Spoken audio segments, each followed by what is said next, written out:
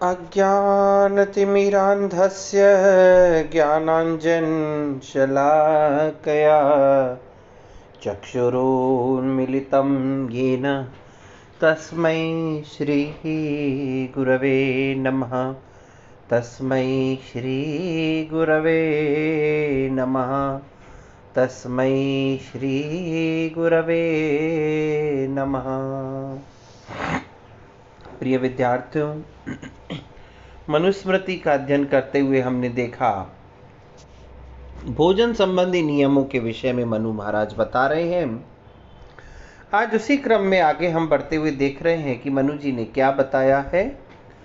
न उच्छिष्टम कस्यचित् दद्यात् न अद्यात् एतत् तथा अंतरा न चैव अति अशनं कुर्यात् न च उच्छिष्टः क्वचित् व्रजेत्। अन्वय देखिए इसका। कस्यचित् उच्छिष्टम न दद्यात् तथा अंतरा न अद्यात् अति अशनं चैव न कुर्यात् उच्छिष्टः क्वचित् न व्रजेत्। कस्यचित् किसी को भी उच्छिष्टम अपना उच्छिष्ट, उत्शिष्ट अर्थात झूठा अपने द्वारा खाया हुआ भोजन हो या कोई भी पदार्थ हो, अपना झूठा कस्यचित न दद्यात् किसी को भी नहीं देना चाहिए। तथा चैव अनंतरा न अद्यात् और बीच बीच में भोजन नहीं करना चाहिए।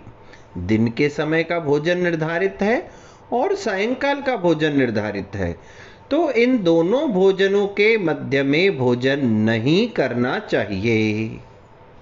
क्यों नहीं करना चाहिए? आप लोगों को ध्यान है, विज्ञान भी इस चीज को प्रमाणित करता है कि जब हम एक बार भोजन करते हैं तो उस भोजन के पाचन की प्रक्रिया में कम से कम 4 से 5 घंटे लगते हैं। अब जब 4 से 5 घंटे लगेंगे तो वही दिन में भोजन किया, सायंकाल भोजन किया, यानी सुबह और शाम के बीच में 4 से 5 घंटे का अंतराल होना चाहिए। इसी बीच अगर हम फिर मध्य में भोजन कर लेते हैं तो वह क्या करता है, वो जो आधा पका हुआ भोजन है उसमें मिश्रित हो जाता है, तो वो जो पाचन प्रक्रिया पूर्ण होनी चाहिए वो हो नहीं पाती। अब आपने पूरा किया नहीं, वो भोजन पूरा पका नहीं, उसके पहले उसके अंदर दूसरा भोजन आ गया। अब वापस नए सिरे से वह प्रक्रिया प्रारंभ होगी, फिर भोजन पकता रहेगा, इसी बीच फिर आपने कुछ खा लिया या शाम का भोजन आ गया। कहने का तात्पर्य इन 3 प्रकार के भोजनों में प्रातःकालीन, सायंकालीन और जो आपने बीच बीच में जो कुछ भी खाया, वो समय पूरा हुआ नहीं तो आपका कोई भोजन पचा नहीं। अब जब भोजन पचेगा ही नहीं तो उसमें जो सार तत्व है, जो रस है या जो बल और ऊर्जा विद्यमान है, वो हमें प्राप्त ही नहीं होगी।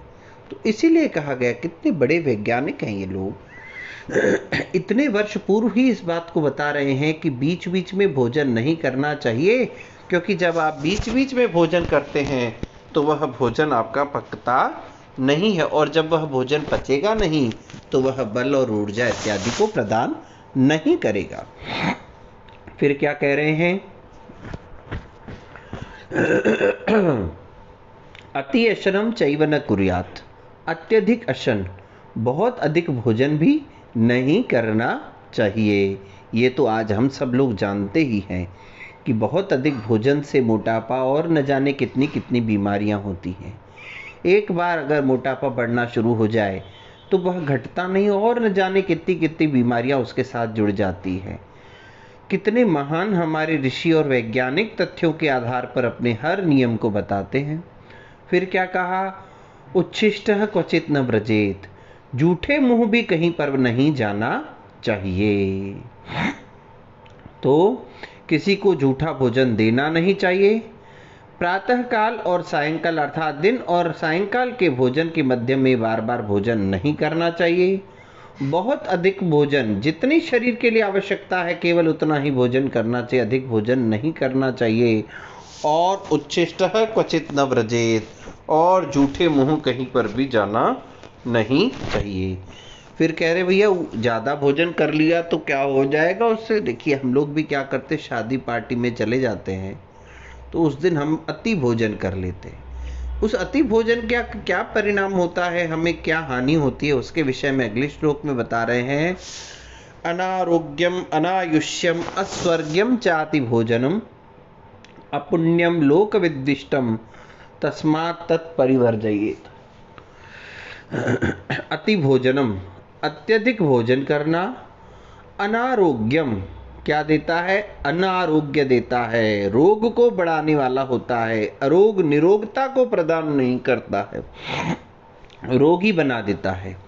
दूसरा क्या कहा, अनायुष्यम, अनायुष्य अर्थात आयु को कम करने वाला होता है। देखिए बहुत अधिक भोजन किया आपने और हमने बात कही कि भोजन पचेगा नहीं। अब जब वो पचेगा नहीं तो पेट में चर्बी बढ़ाएगा, गैस बढ़ाएगा और न जाने कितने कितने दोष बढ़ाएगा। वात पित्त और कफ का असंतुलन हो जाएगा। उस संतुलन के होते ही अनारोग्य हो जाएगा, विभिन्न प्रकार की बीमारियां आ जाएंगी। और जब विभिन्न प्रकार की बीमारियां आ जाएंगी तो अनायुष्य हो जाएगा, आयु की कमी हो जाएगी। फिर क्या करें, अस्वर्ग्यम, स्वर्ग की प्राप्ति में बाधक। अब यहाँ स्वर्ग से तात्पर्य उस स्वर्ग नरक को ना लेकर के हम कहें कि अपने सुख की प्राप्ति में बाधक हो जाता है। कैसे, वो अभी बताएंगे। अस्वर्ग्यम अपुण्यम, पुण्य देने वाला नहीं होता है, पुण्य को नष्ट करने वाला होता है। लोक विद्विष्टम, संसार में निंदा के योग्य हो जाता है। तस्मात् तत्परिवर्जयेत, इसीलिए अत्यधिक भोजन का त्याग करना चाहिए। मैंने अभी आपको बताया कि अत्यधिक भोजन से क्या होता है, अनारोग्य होता है, बीमारियां उत्पन्न हो जाएंगी। अब जैसे ही बीमारियां उत्पन्न हो जाएंगी तो क्या होगा, आपकी आयु में कमी आ जाएगी। आयु में कमी होने के साथ में ही आपके सुख में कमी हो जाएगी। और जब सुख में आयु में कमी हो जाएगी तो आपके पुण्य निश्चित रूप से कम हो जाएंगे, क्योंकि आप धर्म कर्म विभिन्न प्रकार के अच्छे अच्छे कर्म करना बंद कर देते। शरीर साथ ही नहीं दे रहा है भैया, तो कर्म कहाँ करेंगे। अब जब आप कर्म नहीं करेंगे, सत्कर्म नहीं करेंगे, तो आपके पुण्य इकट्ठा नहीं होंगे। और वैसे भी कहा गया है, शरीरम माध्यम खलु धर्म साधनम, विभिन्न प्रकार के कर्मों का धर्मों का जो साधन है वो शरीर है। और शरीर साथ नहीं देगा तो पुण्य क्या खाक करेंगे हम। अब पुण्य का नाश होगा, और जब पुण्य का नाश हो जाएगा तो फिर क्या होगा, संसार में निंदा प्राप्त हो जाती है। आप लोगों ने देखा होगा कई मोटे लोगों को, बच्चों को भी लोग चिढ़ाते हैं कि मोटा आ गया, मोटा आ गया। तो वो क्या है, निंदा ही है एक प्रकार की। तो अत्यधिक भोजन हमें अनारोग्य प्रदान करता है, अनायुष्य देता है, अस्वर्ग देता है अर्थात सुखों में कमी कर देता है, अपुण्य हमारे धर्म कर्म से प्राप्त होने वाले पुण्यों का नाश कर देता है, और संसार में निंदित होता है। इसीलिए अत्यधिक भोजन का हमें त्याग करना चाहिए। अब कहते हैं कि हमें जो आचमन करना है ब्रह्मचारी को, उसका क्या नियम है, उसके विषय में बता रहे हैं। ब्राह्मणेन विप्रतीर्थेन नित्य कालम उपस्पृशेत काय त्रैदशिकाभ्याम वा न पित्रेण कदाचन। विप्रः ब्राह्मणेन तीर्थेन काय त्रैदशिकाभ्याम वा नित्य कालम उपस्पृशेत पित्रेण कदाचन न उपस्पृशेत।